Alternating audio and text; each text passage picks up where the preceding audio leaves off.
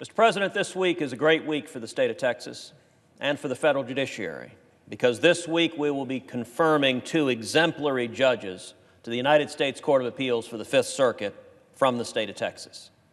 Texas Supreme Court Justice Don Willett and former Texas Solicitor General Jim Ho. These will be the 11th and 12th Court of Appeals nominees that we will have confirmed this year, a modern-day record.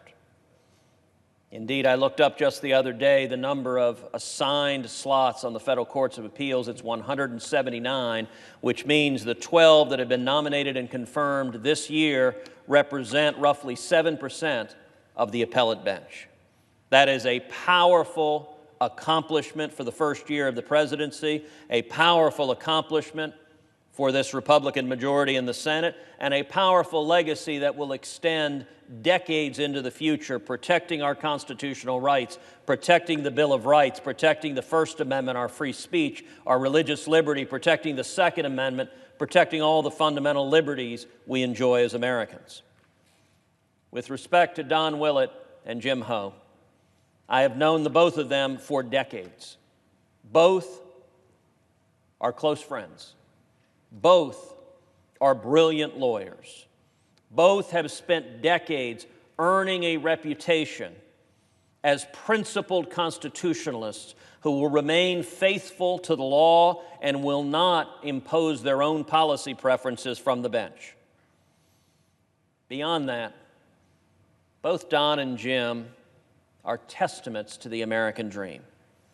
They've both taken different paths to the Fifth Circuit, but both of their stories encapsulate what is so incredible about this great nation.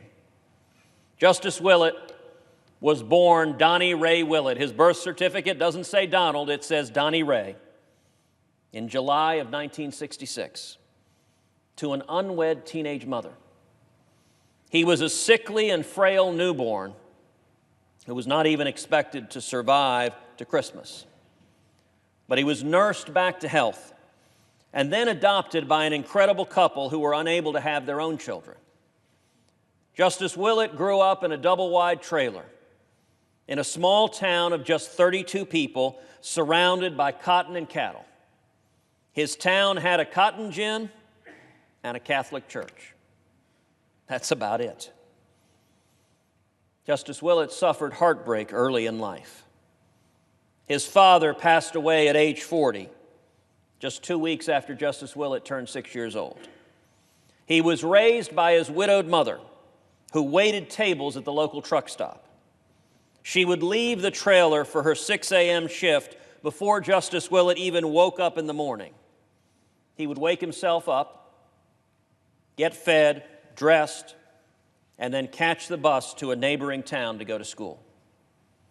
Justice Willett was the first person in his family to even finish high school, let alone to go to college and then to law school.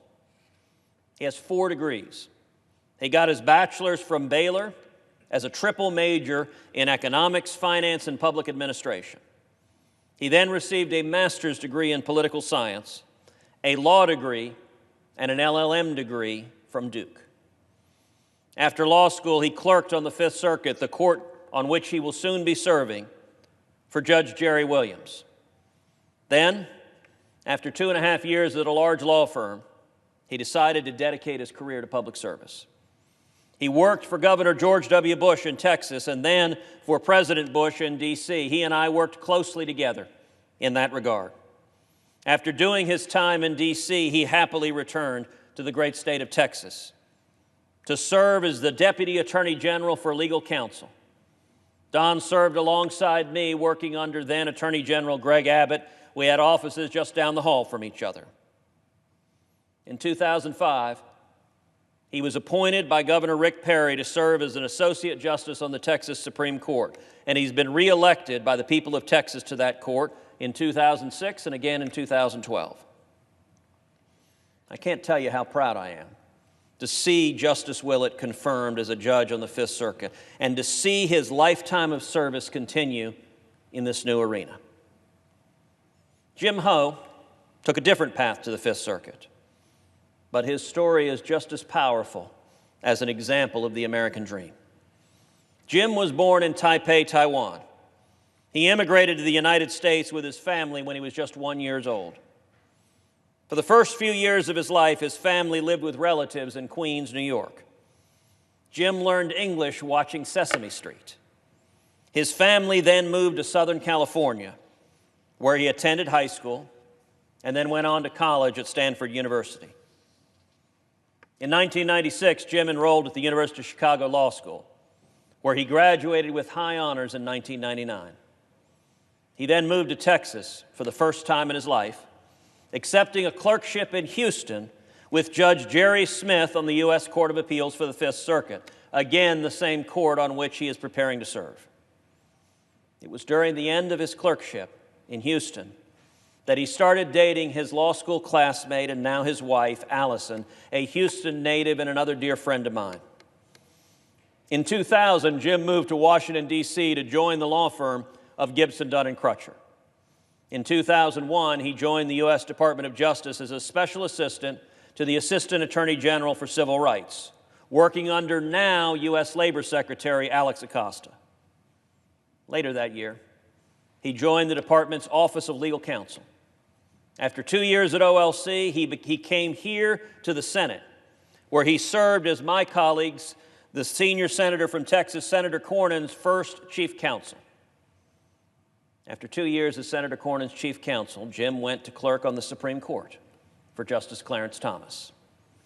At the end of the clerkship, Jim and Allison finally fulfilled their dream of coming back to Texas, where Jim rejoined the law firm of Gibson, Dunn & Crutcher in Dallas. Then in 2008, my tenure as Solicitor General of Texas was coming to a close. And Attorney General Abbott had told me if I was going to leave, I had to find my successor. I picked up the phone and called my longtime friend, Jim Ho, and talked to Jim about coming to succeed me as Solicitor General.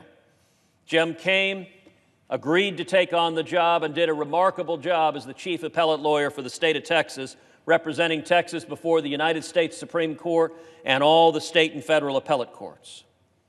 Jim served as Solicitor General from April 2008 until December 2010, when he returned to Dallas and once again rejoined Gibson Dunn as a partner, and a few years later became co-chair of the firm's Appellate and Constitutional Law Practice Group. Jim has done many extraordinary things, but nothing more so than marrying his wife, Allison, who is, like Jim, a Supreme Court advocate and one of the most talented constitutional lawyers in the country. Allison is my former law partner, and when I left the job of Solicitor General and went to the Morgan Lewis law firm, I promptly recruited Allison to come lead the Supreme Court practice with me. And I'm proud to say over the past 5 years, Jim's wife, Allison, has argued more business cases before the United States Supreme Court than any lawyer in Texas. Jim has become a pillar of the legal community in Texas, and the outpouring of support he has received demonstrates that. To take just one example, I have a letter from Ron Kirk, the former mayor of Dallas and a former member of President Obama's cabinet, and incidentally, the Democratic nominee for the United States Senate that Senator Cornyn defeated in 2002. By any measure, a strong and prominent Democrat in the state of Texas. Mr. Kirk writes that, quote, "The last time Texans got to fill a seat on the Fifth Circuit, it was Judge Greg Costa, who this body confirmed by a well-deserved unanimous vote. As a lifelong Democrat and devoted member of the Obama cabinet, I ask you to give Jim Ho the same unanimous consent." I agree.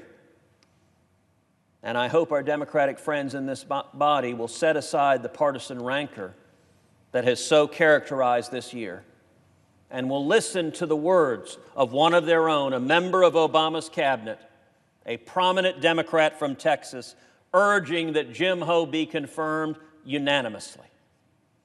Sadly, Senate Democrats insisted on and provided a party line vote in the Judiciary Committee. It is my hope that this full body will demonstrate more wisdom, less partisan animosity than the Judiciary Committee Democrats demonstrated. Both Jim and Don, I am convinced, will make excellent judges on the Fifth Circuit. They're brilliant, they're principled, they are humble men of deep character. They love their families, they're wonderful fathers. And I am confident not only will they faithfully follow the law in the Court of Appeals, but, Mr. President, I predict that Jim Ho and Don Willett will become judicial superstars. They will become jurists to which other federal judges across the country look. Their opinions will be cited heavily. They will be followed in other courts of appeals. Their careful, meticulous analysis, their fidelity to law will be held up as exemplars for judges across the country to follow. That is a great accomplishment for the federal judiciary, a great accomplishment for the United States Senate, and a great week for the state of Texas. I yield the floor.